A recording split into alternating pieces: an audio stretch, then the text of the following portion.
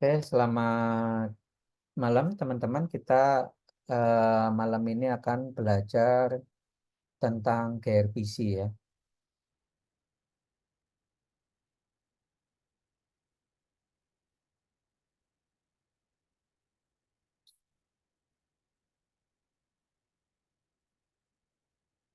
Ya, saya sudah pernah membuat materi, saya pakai aja.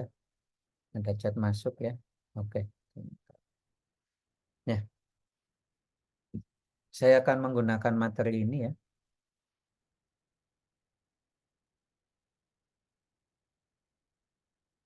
Nah, apa itu gRPC? gRPC adalah framework RPC yang modern. Nah, apa itu RPC? Ya, RPC adalah remote procedure call ya. Jadi kalau teman-teman apa belajar tentang API ya, API Application Program Interface ya, itu adalah bagaimana ada dua aplikasi, ada aplikasi program, dua aplikasi program itu saling berkomunikasi. Kalau saya punya program A dan punya program B, bagaimana program A dengan program B ini bisa berkomunikasi? Nah, cara berkomunikasinya itu harus melalui API, nah, Application Program Interface. Nah, protokol API yang kita kenal itu ada tiga jenis. Yang pertama adalah SOAP. SOAP ini mungkin udah nggak banyak yang kenal ya, karena udah nggak populer ya. Tapi kalau zaman tahun 2000-an ya SOAP ini populer. Terus protokol yang kedua adalah RPC, Remote Procedure Call. Remote Procedure Call ini sudah dari tahun dulu udah ada ya, tahun 50-an udah ada, cuman ya kalah populer lah ya, nggak terlalu populer. Dan belakangan sekitar tahun 2018-an itu populer lagi. Karena apa? Karena ada Google yang membuat framework untuk RPC, namanya JRPC ya. Jadi dia ada Google bikin framework RPC yang namanya JRPC itu cukup populer lagi. Tapi selain JRPC sebenarnya RPC juga populer di bahasa pemrograman Erlang itu cukup populer juga ya. Tapi mungkin tidak terlalu untuk bahasa-bahasa yang lain semacam kayak PHP gitu mungkin tidak terlalu populer ya dengan RPC. Nah, protokol yang ketiga adalah REST API. Nah, REST API ini terkenal banget nih. Teman-teman mungkin juga udah sering dengar bahkan mungkin sudah pernah bikin ya REST API itu eh, sangat populer lah. Nah, yang akan kita bahas di kali ini adalah yang nomor dua yaitu RPC. Ya, RPC yang akan kita bahas. RPC adalah eh, sekarang ada framework nah gRPC ya. gRPC ini adalah framework RPC yang modern. gRPC ini open source, performanya tinggi, punya banyak fitur ya. Awalnya dibangun oleh Google tapi sekarang udah jadi bagian dari CNCF. CNCF ini adalah sebuah organisasi yang fokus untuk ekosistem cloud ya. CNCF ini fokusnya ke ekosistem cloud. CNCF ini adalah part atau bagian dari Linux Foundation ya. Bagian dari Linux Foundation yang fokus pada ekosistem cloud CNCF. Ya. Nah, JRPC ini banyak diterapkan untuk komunikasi antar service. Ya. Sekarang tadi kita bahas JRPC. Nah, apa sekarang kita akan bahas tentang RPC ya. RPC yang seperti yang saya tadi sampaikan ya. Ini adalah sebuah protokol untuk komunikasi antara dua program. Nah, cuman RPC ini uniknya adalah program lain itu bisa memanggil langsung sebuah prosedur atau sebuah fungsi yang ada di program lain. Jadi kalau sudah ada fungsi di program A, program B bisa langsung manggil. Seperti itu RPC ya. Jadi seperti di dalam satu aplikasi aja kita bisa langsung call nama fungsinya gitu. Padahal itu ada di aplikasi lain dan itu ada di mungkin di server lain juga ya. Bisa bisa ada di server lain. Nah, itu RPC ya, Remote Procedure Call. Eh, prosedur itu kan fungsi ya, Remote Procedure Call. Jadi kita memanggil sebuah prosedur yang ada di tempat lain secara remote. Ya, itu RPC. Nah, tadi saya jelaskan yang populer itu kan REST ya, REST API ya. Nah, sekarang saya akan bikin perbandingannya. Apa perbedaan antara gRPC vs REST API gitu ya. gRPC API dan REST API. Apa perbandingannya? Nah, ini saya jelaskan di sini ya. Pertama adalah protokol. Protokolnya gRPC itu HTTP 2 atau HTTP 3 sehingga udah pasti kenceng ya. Nah, kalau REST itu protokolnya adalah 1.1 dia support. Tapi juga support HTTP 2 ya. Gitu.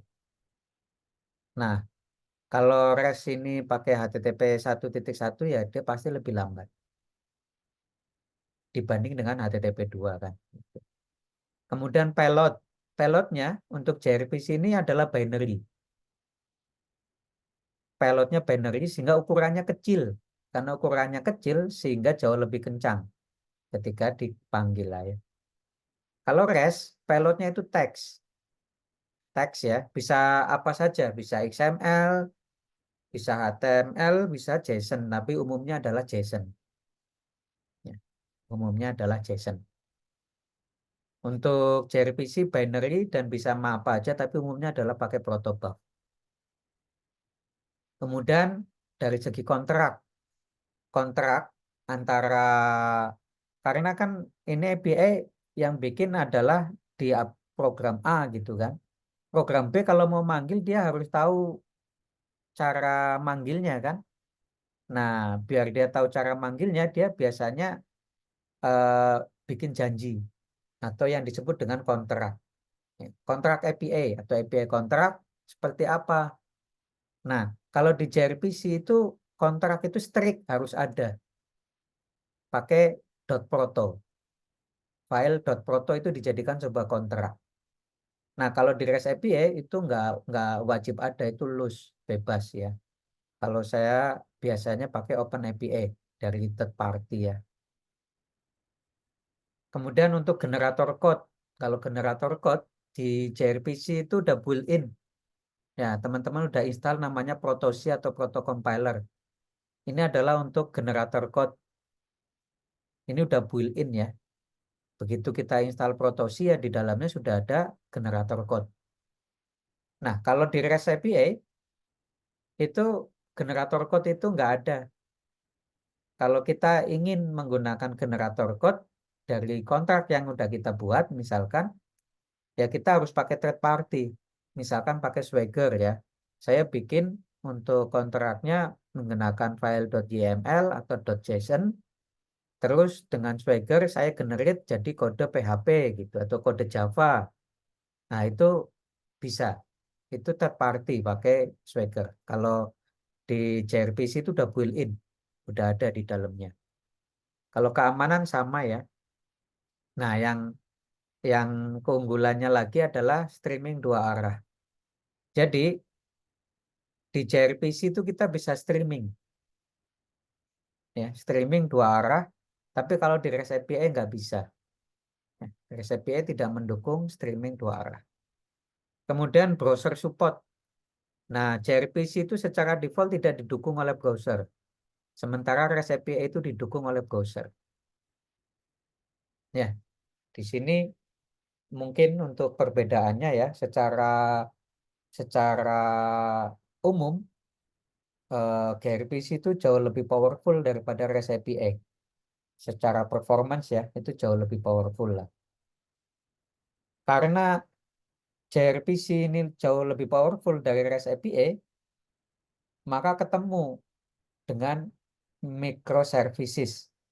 Ya, microservices itu sebuah service itu dipecah-pecah sehingga satu service itu fokus untuk sebuah tujuan tertentu. Makanya disebut microservices. Jadi dia kecil servisnya.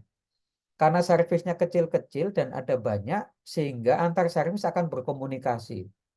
Nah, kekurangannya microservices atau kelemahannya microservices ini, ada dua servis yang saling berkomunikasi, sehingga dia membutuhkanlah API. Nah, API ini musuhnya adalah latensi. Ya.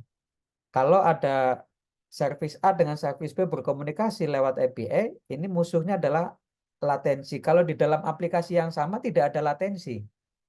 Tapi kalau dia nge-call ke API, ke servis yang lain, maka terjadi ada latensi. Nah, itu musuhnya. Nah, dengan adanya keunggulan gRPC yang jauh lebih powerful daripada REST API, maka gRPC ini dianggap bisa menyelesaikan masalah latensi antar service di arsitektur microservices. Sehingga hampir dalam dunia sekarang, semua yang microservices itu orang cenderung menggunakan gRPC. Ya. Karena gRPC menjawab kelemahan arsitektur microservices. Ini contohnya ya, arsitektur microservices. Ada mobile app atau web atau apa, dia akan nge-call ke API Gateway Service. API Gateway Service kemudian meneruskan ke service-service yang bertugas. Misalkan ada user service, sales service, purchase service, inventory service, ledger service. Antar service ini saling berkomunikasi menggunakan protokol gRPC. Nah, di project LMS ini nanti akan saya arahkan untuk di-develop dengan arsitektur microservices, sehingga komunikasi antar service ini menggunakan gRPC. Ya, jadi kita akan belajar tentang arsitektur microservices dan belajar juga tentang gRPC API. Ya, itu untuk latar belakangnya. Kalau buat teman-teman yang baru pertama kali dengar apa sih gRPC gitu ya. Ya, ini pengenalannya ya. Nah, tadi keunggulannya gRPC itu adalah bisa streaming. Sehingga tipe gRPC itu kita tahu ada 4. Yang pertama unary. Unary itu client call ke server. Setelah itu server akan memberi respon. Ya, client request, server merespon. Nah, ini seperti REST API. Nggak ada bedanya nih dengan REST API. Ya. Nah, kalau yang kedua, tipe kedua adalah client streaming. Klien ini datanya ada banyak dan dia request dengan mengirim datanya itu kecil-kecil dalam streaming. Streaming kecil-kecil, kemudian server nungguin sampai seluruh data dari klien udah dikirim semua. Setelah selesai dikirim semua, server akan mengolahnya dan memberi respon. Jadi kliennya streaming, servernya merespon tidak. Ya. Nah, kemudian sebaliknya, kalau klien melakukan request ke server dan server melihat data yang akan diberikan sebagai respon itu banyak, alih-alih ditungguin sampai selesai baru dikirim, server akan mengirim satu-satu secara streaming. Sehingga klien bisa langsung menikmati respon yang diberikan oleh server. Misalkan klien meminta data ke server, server datanya ternyata ada 1 juta gitu ya. Ya server langsung mengirim merespon secara streaming. Sehingga klien ketika baru dapat record pertama bisa langsung ditampilkan. Dapat record kedua langsung tampilkan. Record ketiga langsung tampilkan. Jadi bisa memanfaatkan eh, respon server secara optimal. Karena streaming gitu ya. Nah, tipe yang keempat adalah bidirectional streaming atau streaming 2 arah. Kliennya requestnya streaming, servernya juga langsung merespon. Tidak ditunggu, langsung respon secara streaming juga. Ini tipe gRPC ya, jadi bisa support streaming dua arah. Tuh. Oke, mungkin itu pengenalannya ya. Kita sekarang akan langsung praktek. Teman-teman udah install Protosi semua, jadi ini nggak perlu dibahas. Udah Protosi version juga udah. Nah, saya coba ini ya. Ini protokol buffer ya. Kemarin teman-teman udah install di sini. Dan kalau kita lihat language-nya apa aja sih yang disupport ya. Jadi gRPC ini adalah sebuah framework yang agnostik terhadap language. Dia nggak peduli language-nya apa, sepanjang framework-nya sama yaitu gRPC maka bisa saling berkomunikasi. Jadi bisa jadi service service A di develop pakai C++, service B di develop pakai PHP dan mereka saling berkomunikasi menggunakan framework gRPC ya. Ini support semua language. Sepanjang framework-nya sama gRPC maka kita bisa saling berkomunikasi. Bahasanya mau kamu bahasa PHP, aku bahasa Python, nggak masalah. Kita bisa saling berkomunikasi sepanjang framework-nya sama, yaitu gRPC. Ya. Nah, karena eh, Protosi ini built-in untuk generate code, ya. Ini kan built-in untuk generate code. Nah, maka kita akan melakukan generated code itu dengan plugin, ya. Kalau di Golang, kita perlu namanya ProtoGenGo sama Protosi Gengo gRPC. Ini kalau di Golang. Ya, kalau di PHP mungkin Protosi Gen PHP ya. Jadi beda-beda ya. Nah, kita akan menginstal dua ini ya.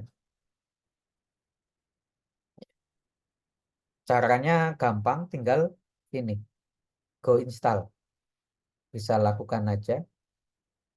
Kalau teman-teman install Protogen Go, maka belum tentu akan, maka setelah itu harus install Protosi Gen Go gRPC. Tapi kalau teman-teman install Protogen Go gRPC, akan otomatis karena Protogen Go gRPC ini butuh Protogen Go, maka dia akan install Protogen Go juga. Ya, jadi yang perlu diinstal boleh satu-satu dari Protogen Go terus Protogen Go gRPC atau langsung aja install yang Protogen Go gRPC aja. Kalau install ini otomatis nanti akan diinstalin Protosigen Go. Ya, ini praktekkan aja, Go install ini ya. Kalau udah diinstal, terus bisa jalankan ini Protosigen Go version. Ya, kita coba di sini ya. Protosi version saya pakai libprotosi 26.1. Protosi Gengo version tidak dikenal karena saya belum setting path ya. Kalau ingin tahu GoPath kita ada di mana ya, kita pakainya gini, go env GoPath. Nah, ternyata di sini GoPath saya. Berarti tinggal tambahin bin aja belakangnya ya. Kayak gini, GoPath tambahin slash bin ya. Nah, terus akan saya tambahkan ke dalam setting path-nya Kit saya. Ya, maka saya akan jalankan ini. Setelah saya jalankan ini, nanti nanti protogen Go ini bisa dikenal. Nah, udah bisa dikenal. Karena saya nggak setting path, nggak setting GoPath ya. Kalau teman-teman setting GoPath sih langsung dapat. Ya. Terus Protosi dan Go gRPC min version ya saya juga ada. Jadi saya sudah install semua ya. Teman-teman bisa lakukan dengan menginstal ini ya. Kalau diinstal maka nanti akan masuk ke dalam GoPath bin. Ya. Nih kalau saya cd ke Gopet bin ya, go nv Gopet. Nah, terus ls di sini ada bin ya. Kalau saya ls bin, ya di sini saya sudah installin Protosi Gengo, Protosi Gengo gRPC ya. Di samping yang lain-lain juga saya sudah banyak installin ya. Ada TMPL, GoNB dan lain-lainnya. Nah, ini semua yang diinstal akan masuk ke dalam bin sini ya. Gitu. Oke,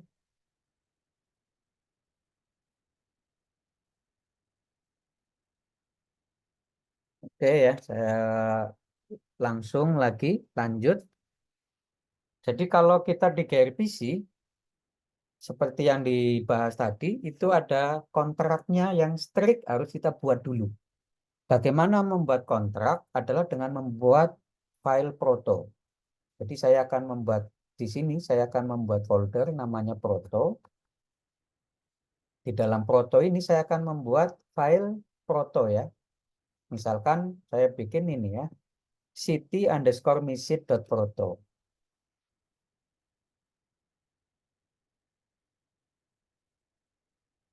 Yang penting namanya .proto ya, yang penting ya. Yang penting adalah namanya .proto. Nah, teman-teman, di dalam protobuf, kalau kita membuat sebuah kontrak, kita akan dikenalkan ada dua yang penting. Satu adalah message, yang kedua adalah service. Apa itu message? Message itu sama seperti struct, ya. Kalau service itu sama seperti interface, ya. Seperti itu ya padanannya ya. Nah, saya akan membuat sebuah message. Di sini udah ada, tinggal diklik aja. Ini salah satu contohnya, ya. Pertama sintak di Proto itu ada ada versi 2 sama versi 3. Gunakan versi 3 ya. Kalau versi 2 soalnya sintaknya udah jauh banget berbeda. Jadi pakai versi 3. Kemudian setelah itu bikin nama paket ya sama seperti ini. Kemudian ini ada opsional. Opsional, saya akan memberikan opsional kalau nanti digenerate ke kode golang, kalau proto ini digenerate ke kode golang, saya mau nama paket di golang adalah pbcities. Ya, masuk ke folder pbcities dan nama paketnya adalah cities gitu ya. Itu. Tapi ini opsional ya. Nggak dikasih juga nggak apa-apa. Gitu. Kemudian ini adalah message. Message ini seperti struct. Kalau di golang ini kan nama variabel dulu, baru struct ya. Misalkan kayak gini, city struct gitu ya. Kalau digolang ya, cuman depannya pakai type ya karena membentuk tipe baru. Type gitu kan. Nah, kalau di proto justru tipenya dulu. Tipenya adalah message, baru namanya. Ya. Kemudian sama, kalau di golang ini kan variabelnya dulu, ID baru int32. Ini kan. Kemudian name baru tipenya. Ya. Kalau di proto itu tipenya dulu, baru ID-nya, baru nama variabelnya. Ya. Seperti itu. Oke ya, jadi ini proto seperti itu ya. Dan urutan ini adalah satu, dua, ini adalah mencerminkan urutan ketika diserialis ya. Karena sebenarnya nanti eh, objek ini ketika dijadikan parameter, yaitu parameter city, maka argumen pertama adalah ID, argumen kedua adalah name. Jadi ada urutan di sana. Ya. Dan urutan ini bisa aja kayak gini nulisnya bebas. Ya, bisa aja. Jadi yang penting nggak boleh ada yang sama. Ya, yang penting itu. Ini tentang message. Kemudian yang berikutnya kita akan berkenalan dengan service, ya, city service.proto. Ini seperti interface, ya.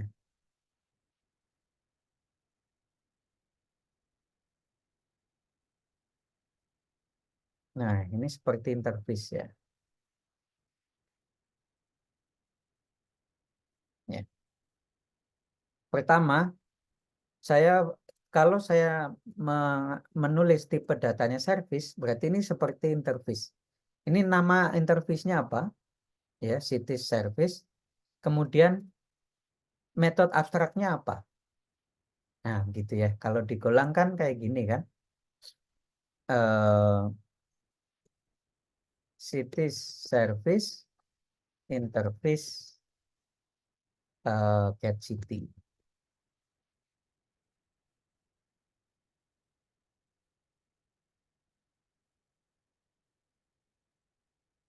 Ya, seperti ini ya. Kalau digolang, cuman depannya ada type ya, karena membentuk tipe baru. Tipe, nama interface-nya, tipe datanya interface, kemudian metode abstraknya. Metode abstraknya adalah getCity yang menerima satu parameter yaitu city dan responnya adalah city. Nah, kalau di proto jadinya gini ya. Pertama adalah tipenya dulu yaitu service, nama variabelnya, kemudian metode abstraknya. Nah, seperti itu ya. Metode abstraknya adalah ada RPC, artinya ini adalah metode eh, dengan protokol RPC.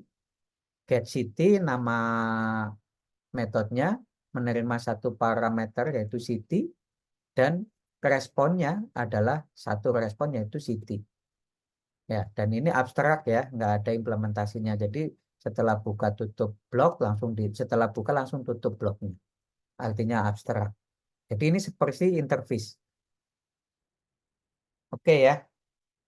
Nah, ini setelah punya service dan message, ini bisa kita generate jadi sebuah kode. Ya, ini saya akan membuat, sebenarnya perintahnya sih ini, seperti ini ya perintahnya ya. Protosi, ini, heran ini ya. Protosi, kemudian protopetnya. Protopetnya adalah proto karena di dalam proto ya. Kemudian yang mau di run apa? Yang mau di run adalah semua file yang akhirannya adalah proto. Kemudian go out ya. Artinya eh, generate-nya yang akan ke golang itu mau ditaruh di folder apa gitu ya. Saya ditaruh di folder misalkan saya taruh nanti di dalam PB ya. Saya akan buat satu folder baru namanya PB.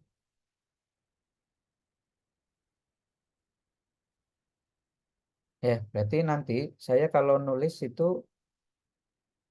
bukan dot lagi, tapi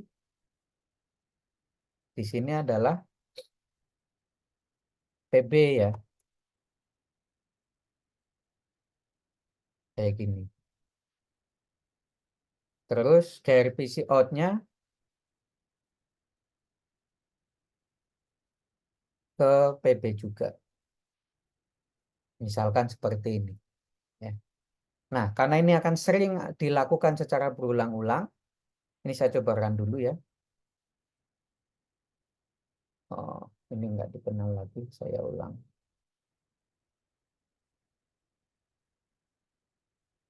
Karena saya tadi buka terminal baru ya. Oke, setelah saya run, maka harusnya di sini ada, ya ini. Oh, ke ini ya, ke double ya. Berarti saya hapus dulu. Udah kosong lagi. Ini saya perbaiki. Jadi langsung dot aja ya.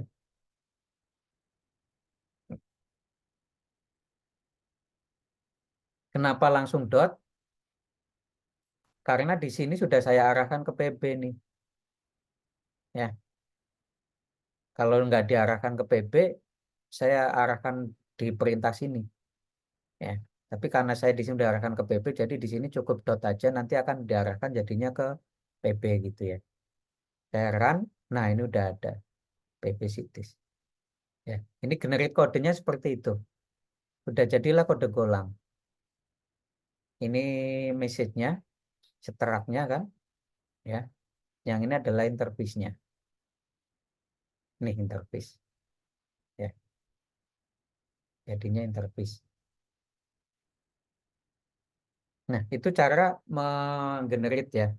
Cuman karena ini akan sering dilakukan berkali-kali, saya biasanya bikin shortcut aja di Makefile. Jadi saya akan buat sebuah Makefile, ini Makefile, kemudian yang karena sering dilakukan berkali-kali, saya akan ini. Nah, ini initnya kan nggak usah ya, karena ini kan sudah ya. Ada komodnya kan ini, ya, ya, uncian. Jadi nggak perlu di running lagi initnya. Tapi kalau belum, boleh kita running komod. Ini ya pakai make init ya. Terus kemudian ada protosi untuk nge-generate, kemudian ada server untuk goran server.go. Ya. Nah, ini kalau kayak gini, ini bisa saya hapus lagi buat mempraktekkan. Oke, sekarang saya tinggal make gen. Lebih singkat kan daripada panjang-panjang begini, karena saya sudah bikin shortcut di Makefile ya. Nah, lebih singkat tuh. Nah, itu lanjut ya. Nah, ini udah sampai sini ya. Nah, sekarang kita sudah berhasil menghasilkan generate kode yang ada di dalam folder DB, PB ya. Ini sini udah berhasil. Oke. Setelah itu kita akan membuat ini apa service-nya ya. Kita akan membuat sebuah service namanya city.go. Service ini namanya terserah ya. Teman-teman lebih suka membuat nama apa? Misalkan kalau yang backgroundnya Laravel biasanya namanya controller ya. Oke, saya bikin namanya controller biar mirip Laravel gitu ya. Terus saya bikin di sini adalah city.go. Ya. Isinya apa? Isinya ini kita lihat. Nah, isinya adalah mengimplementasikan interface dari city service. Ya, kita lihat paketnya adalah controller.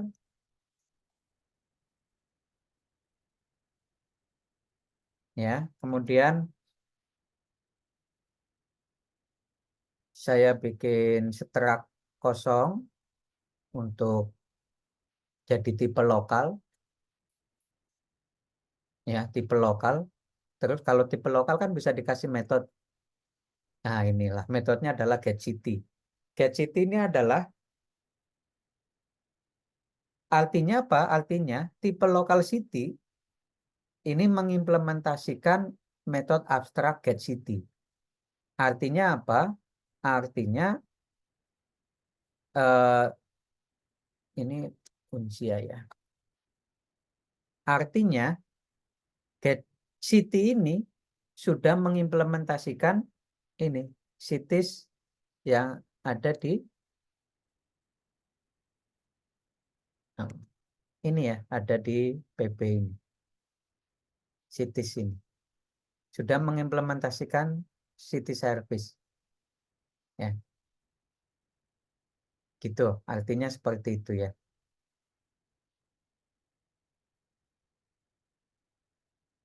Oke. Dan saya kembalikan tadi kan kalau implementasinya kan ya, kalau lihat dulu nih interface-nya ya. Interface-nya kan metode abstraknya adalah get city, terus nerima kontak, kemudian nerima city, kemudian baru return-nya adalah city dan error. Nah, maka harus sama ketika kita merealkan implementasinya di sini. Get city nama fungsinya, kemudian kontak, kemudian cities, kemudian di sini responnya ada dua yaitu city dan error. Nah, cities dan error ini langsung implementasinya saya sederhana ya, langsung aja mengembalikan sebuah pointer city karena ini kan pointer kan, ya pointer city yang berisi ID-nya 1, NIM-nya Jakarta dan errornya ini nil. Ya, seperti itu. Artinya kita udah mengimplementasikan. Karena ini cuman satu aja ya sederhana ya. Tuh. Terus selanjutnya kita akan membuat servernya.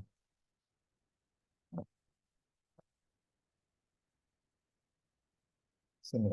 Oh ya. Nah, ini server.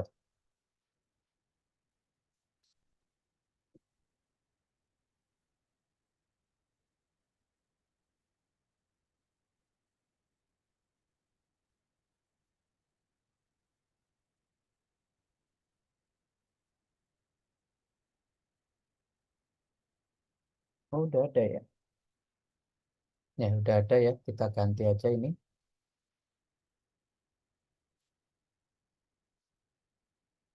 Ini adalah Unsia controller. Kemudian ini adalah Unsia capacities. Ya. Nah, ini adalah controller ya. Ya, fungsi controller sama. Nah, kalau saya jelaskan apa isinya fungsi main. Pertama, saya memanggil paket net. Di sana punya metode namanya listen. Artinya apa? Saya akan melisten protokol TCP dengan port 8080 gitu ya. Saya ganti eh,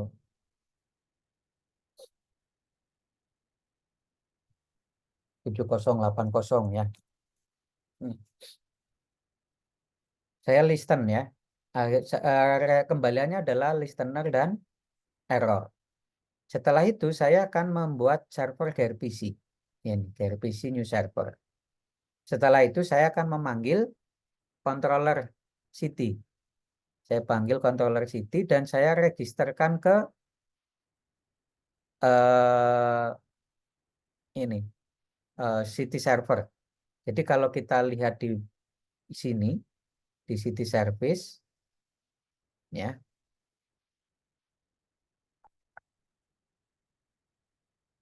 ini kita lihat dulu.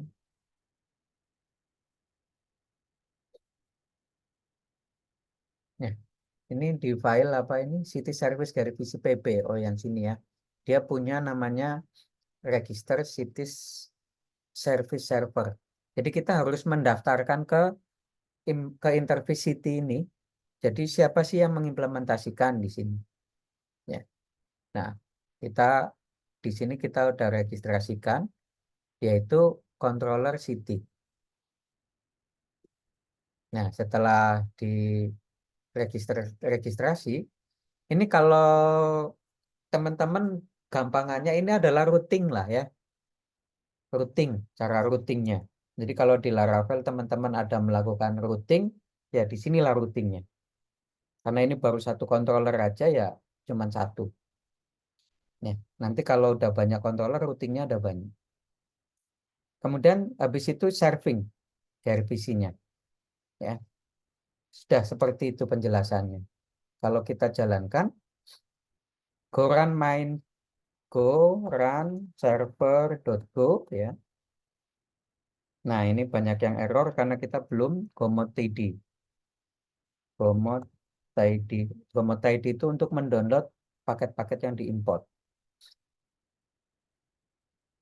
Ya, udah. Setelah itu kita akan go run server.go. Ya,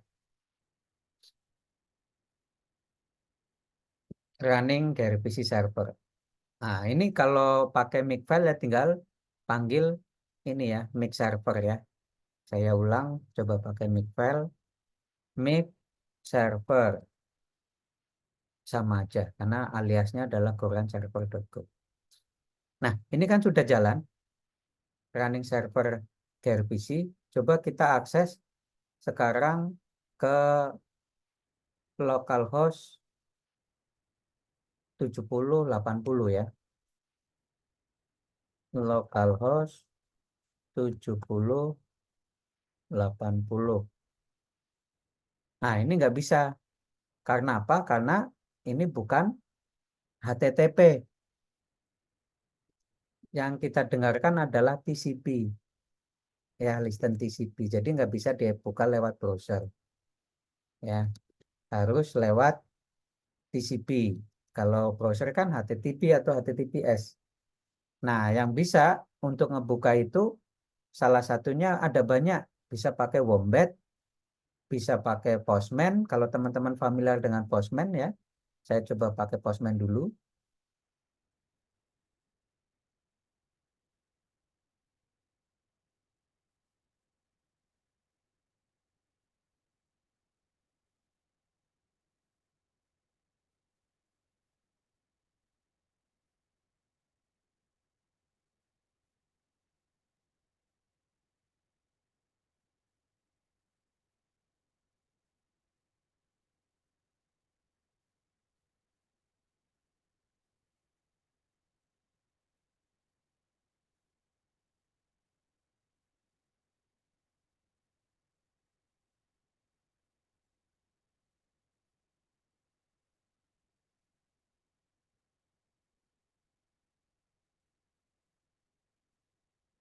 Nah, ini saya new. Nah, ini ada banyak nih HTTP, GraphQL, gRPC, WebSocket, bla bla bla. Saya pilih yang gRPC ya. Nah, enter URL. URL-nya adalah localhost, portnya adalah 7080 ya. Select method, select methodnya nggak ada ya. Saya akan jadi kita harus import dulu ya.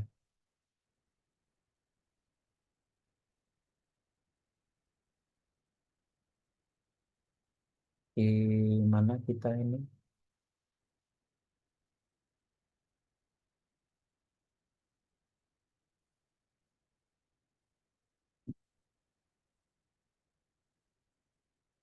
Go ya, di dalam Go.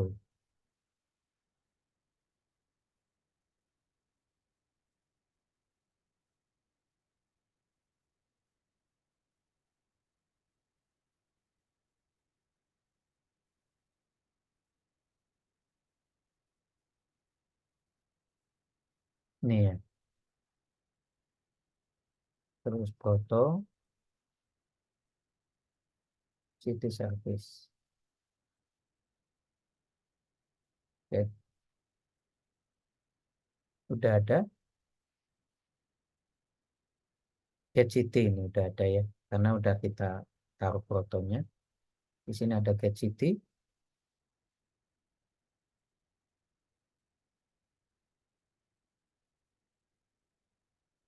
Localhost salah. Ya, lokal. Oh, S dulu baru T. Ya, dapat ya. ID-nya satu, NIM-nya Jakarta.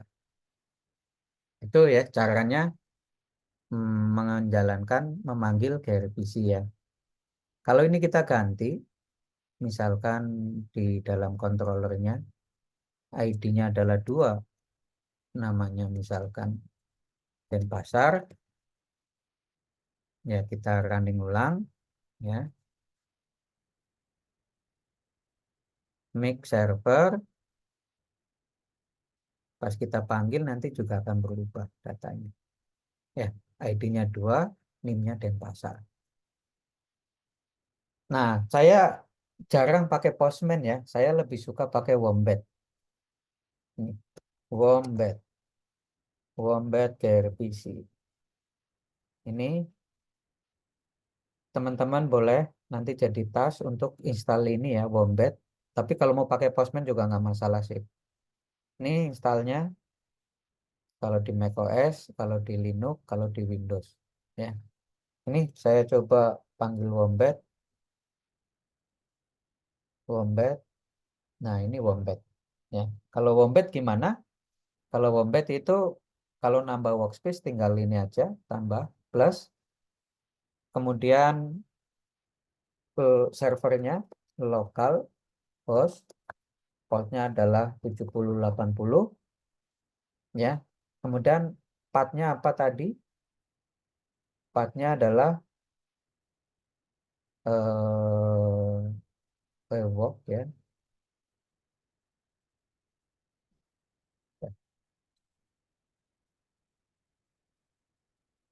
Work terus go terus Funcia ya,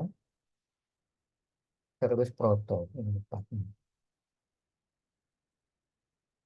Nah, setelah itu ini juga protonya tinggal di import semua. Kemudian TLS-nya di set. Saya kan tidak pakai TLS ya. Ya, kemudian saya nggak pakai sertifikat ya. Oke, kita connect. Nah, udah ready connect. Begitu udah connect ya, ini kita bisa milih servisnya. Oh, city service. Metodenya apa? Get city. Ya, kita call send. Nah, ini dapat. Kalau saya udah punya banyak, ya di sini bisa ada banyak. Contohnya ya, misalkan yang ini. Nah, tuh, servisnya ada banyak. Ya, untuk out misalkan, out ada change password, forgot password, is out, login, reset password, misalkan login nih. Ya, login. Masukin username-nya, masukin passwordnya, send, berhasil login. Ini ke RPC ya, itu. Nah, saya balik lagi ke yang 7080 yang punya project kita. Ini Get City cuma ada satu ya. Nah, saya lebih suka pakai Wombat. Kalau teman-teman mau pakai Postman juga boleh. Kenapa saya nggak suka sama Postman? Ya karena di Postman ini saat import ini nggak dikenal semua gitu. Harus satu-satu. Capek mendaftarin filenya. Kalau di Wombat tadi kan langsung all gitu.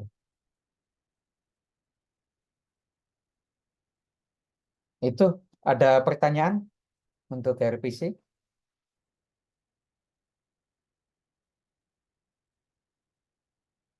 Oke ya. Kalau nggak ada pertanyaan bisa kita akhiri ya. Oh, sebentar. Kita balik lagi ke sini.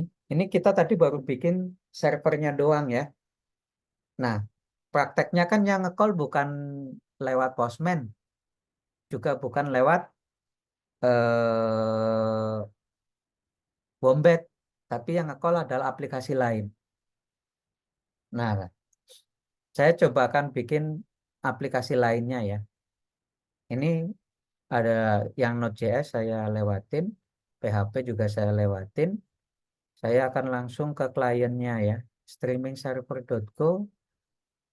Oh, streaming server juga saya lewatin loh, yang klien mana ya? Nah, ini membuat klien ya. Saya akan buat aplikasi baru ya. mkdir klien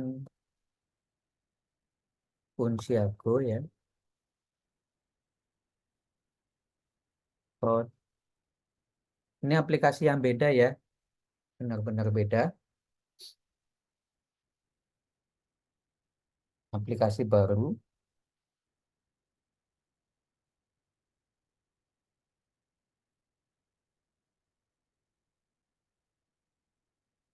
Biasa, pertama saya Gomot Init. Gomot Init klien ya, klien Unsia lah ya. Oke, habis itu saya akan biar nggak ngulang, saya copy aja ya untuk protonya, anu hasil generate protonya ya. Sebenarnya kalau prakteknya sih enggak ya, karena bisa jadi kan yang harusnya yang di-share itu file .protonya ya, karena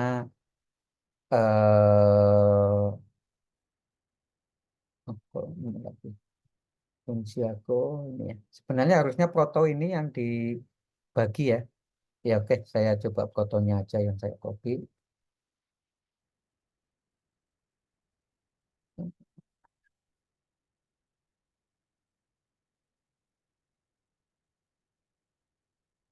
Oke, terus saya bikin PB.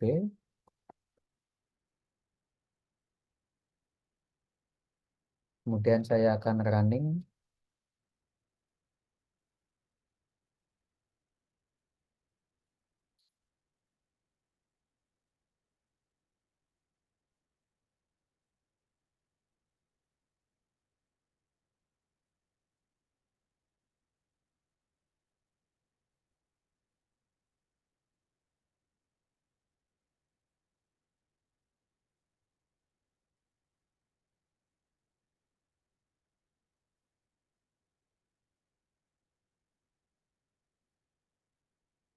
Saya akan running perintah ini ya.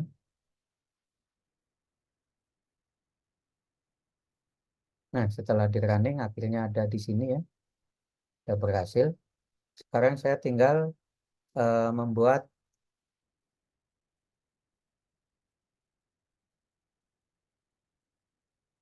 ini file main.go ya.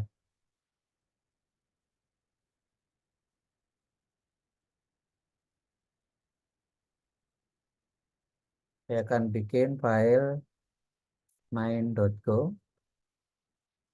Jadi ini aplikasi berbeda ya. Ini namanya adalah klien Unsia. Oke. Nah, saya akan komoditi dulu.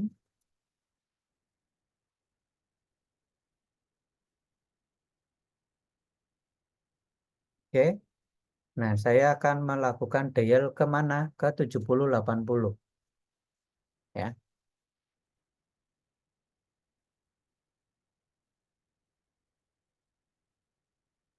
Oke. Kemudian saya akan koneksi ke city service ya. City service. Dan saya akan memanggil fungsi get city. Seperti ini. Ya. Sekarang coba akan saya panggil. Saya run main.go. Ya, Denpasar itu. Ya, dapat. Coba saya ganti lagi datanya yang di sini. Unsia.go. Saya ganti datanya menjadi Surabaya. Oke, saya running ulang. Sekarang saya ke klien. Ini kliennya ya. Saya running ulang. Go run main.go. Dapat receive-nya adalah Surabaya. Ya. Jadi aplikasi sini, aplikasi klien bisa komunikasi dengan aplikasi unsia.go melalui API-nya gRPC. Ya, mungkin itu. Mungkin itu untuk materi gRPC. Nanti better dipraktekkan, jadi bisa paham gitu ya. Ada pertanyaan sampai sini?